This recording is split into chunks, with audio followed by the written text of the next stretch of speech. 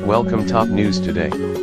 Published 0148 Est, the 13th of January 2018. Updated 0148 Est, the 13th of January 2018. U.S. envoy to the United Nations Nikki Haley is a politician, not a diplomat, UN ambassadors say 1 year into the job. Nikki Haley stands out as the star of President Donald Trump's administration, and diplomats say the UN ambassador is directing some of that star power into a likely White House bid.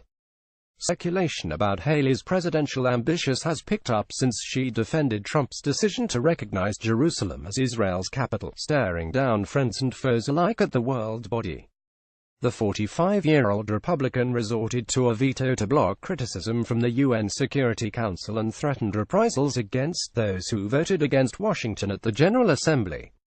The clash gave UN ambassadors a reality check. Haley, they say, is a politician, not a diplomat, and at the United Nations, she is playing to a domestic audience. She is not trying to win votes at the General Assembly. She is trying to win votes for 2020 or 2024, a council diplomat said.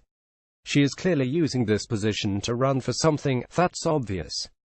The former South Carolina governor arrived at the United Nations last year, promising a new day under Trump's America First policy and vowing to take names of countries that don't toe the line. Seen at the outset as a foreign policy lightweight, Haley was quickly taken seriously because of her close ties to the unpredictable Trump.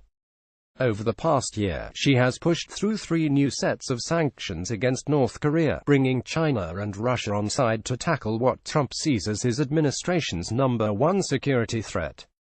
Those sanctions won the unanimous backing of the Council, where finding common ground with Haley is testing diplomatic skills.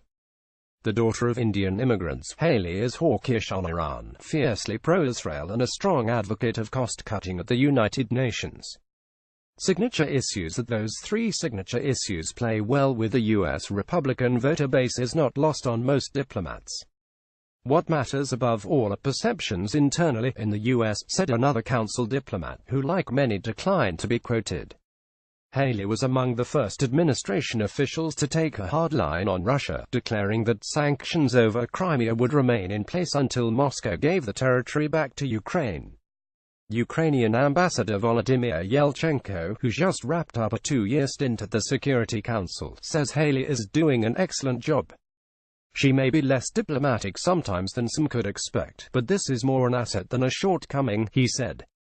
For months, Haley had been tipped as a possible replacement to U.S. Secretary of State Rex Tillerson, whom she has upstaged with her media appearances and statements that at times appear to break new ground.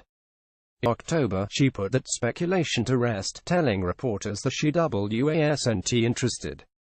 "I would not take it," Haley told reporters on a trip to the Democratic Republic of Congo.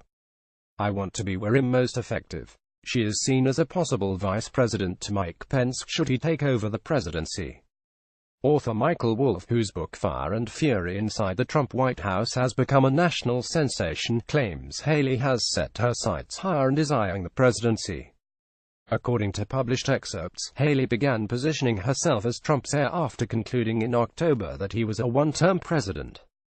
Wolff quoted a senior White House staffer who described her as ambitious as Lucifer and another who offered the view that while being groomed by Trump, she is so much smarter than him.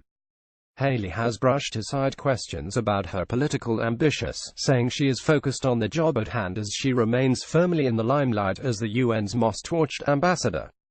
Sorry, we are not currently accepting comments on this article.